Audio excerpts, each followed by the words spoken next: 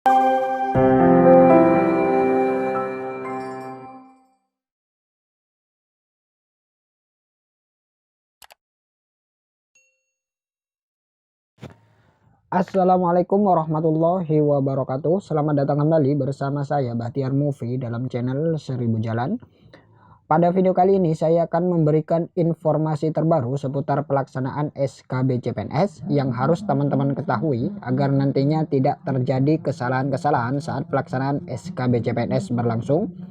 Dan sebelum ke pembahasan, jangan lupa teman-teman tekan tombol subscribe-nya terlebih dahulu dan tekan tombol loncengnya agar teman-teman selalu mendapat informasi-informasi terbaru seputar pelaksanaan SKB CPNS.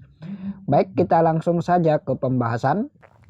Pertama, mengenai kartu peserta ujian dan pencatatan kehadiran peserta SKB. Jadi pada CPNS tahun ini ada perubahan teman-teman tentang kehadiran peserta ujian. Kalau yang dulu kan menggunakan tanda tangan basah atau kita sendiri menulis di daftar hadir yang disediakan oleh panitia ujian.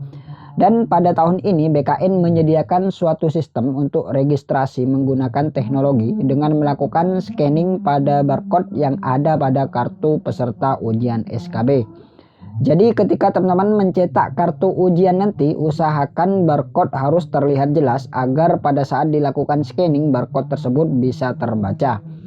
Dan usahakan juga untuk kartu peserta ujian ini teman-teman cetak lebih dari satu. Ini untuk buat jaga-jaga takut terjadi apa-apa nantinya.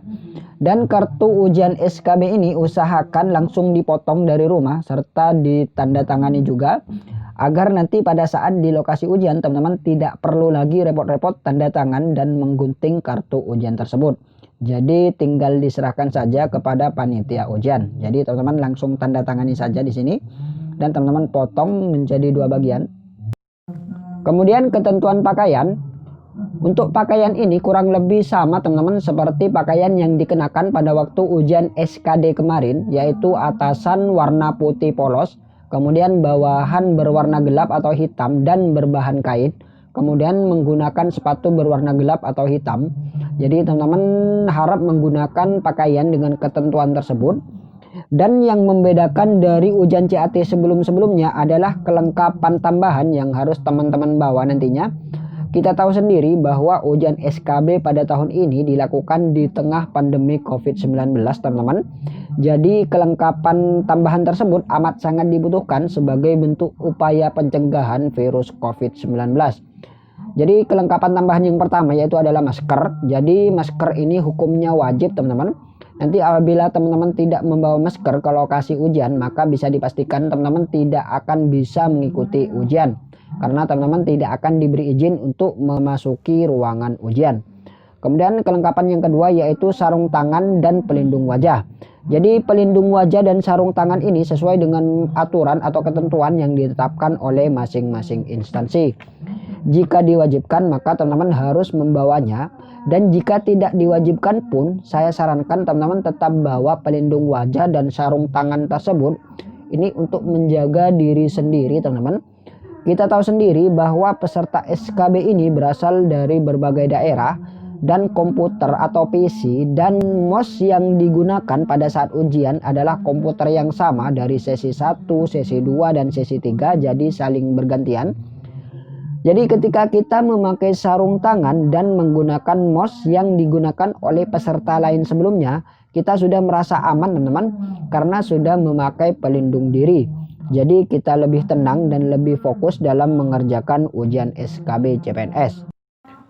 Kemudian penyebab kelolosan CPNS dibatalkan yaitu ketidaksesuaian dengan persyaratan pendaftaran.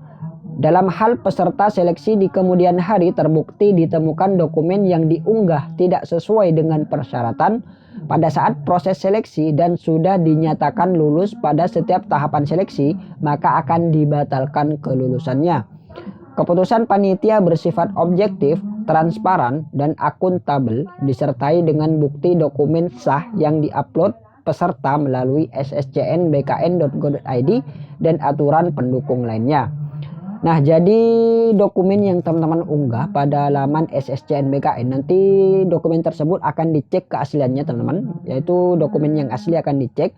Apabila nanti cocok, maka teman-teman aman di sini, teman-teman bisa lanjut. Namun apabila nanti ditemukan dokumen yang tidak cocok atau tidak sesuai dengan yang teman-teman unggah pada laman SSCN-BKN, maka bisa jadi atau bisa dipastikan teman-teman akan dibatalkan dari kelolosan CPNS tersebut. Kemudian peserta yang dibatalkan kelolosannya, jadi ini adalah peserta SKB CPNS tahun sekarang teman-teman, dan dia dibatalkan dari kelolosannya. Kita lihat di sini.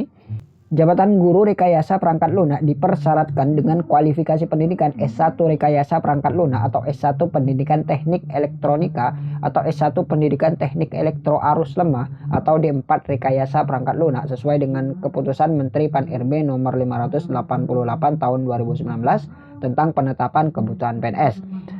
Peserta atas nama Mula Agung Barata nomor peserta sekian mendaftar dengan kualifikasi pendidikan D4 Teknologi Informasi Teknik Informatika dinyatakan tidak memenuhi syarat atau TMS, tidak sesuai dengan syarat pendaftaran dikarenakan ketidaksesuaian ijazah yang bersangkutan dengan formasi yang dibutuhkan.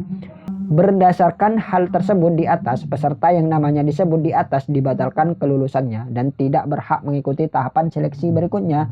Demikian pengumuman ini disampaikan untuk diketahui.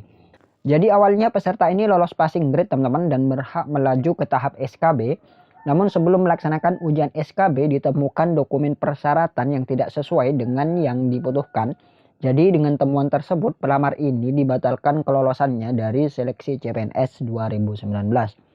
Nah, jadi temuan seperti ini yang banyak terjadi di tahun 2018 yang lalu. Mereka sudah lolos CPNS tahap akhir, tinggal pemberkasan saja.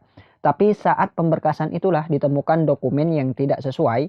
Jadi dengan berat hati peserta tersebut harus dibatalkan dari kelolosannya. Dan saya harap teman-teman juga mengecek kembali dokumen-dokumen yang teman-teman unggah di laman sscnbkn.go.id apakah sudah sesuai dengan persyaratan atau tidak. Karena dokumen yang asli nanti akan dicek kembali oleh panitia seleksi CPNS. Jika semuanya cocok dan sesuai maka teman-teman aman di sini. Dan juga saya harap teman-teman tetap terus update info-info terbaru di website masing-masing instansi. Takutnya ada perubahan-perubahan ataupun tambahan-tambahan informasi terbaru. Karena kesalahan peserta dalam membaca dan memahami pengumuman menjadi tanggung jawab peserta itu sendiri. Jadi teman-teman hindari kesalahan-kesalahan dan patuhi semua aturan-aturan yang ditetapkan oleh instansi yang teman-teman lamar. Dan usahakan juga datang lebih awal teman-teman, minimal 90 menit sebelum SKB dimulai sudah berada di lokasi ujian. Dan untuk peserta yang berasal dari wilayah yang berbeda dengan lokasi tes harus mengikuti ketentuan protokol perjalanan yang ditetapkan oleh pemerintah. Baik, itulah sedikit informasi dari kami tentang pelaksanaan SKB CPNS. Semoga video ini bermanfaat. Wassalamualaikum warahmatullahi wabarakatuh.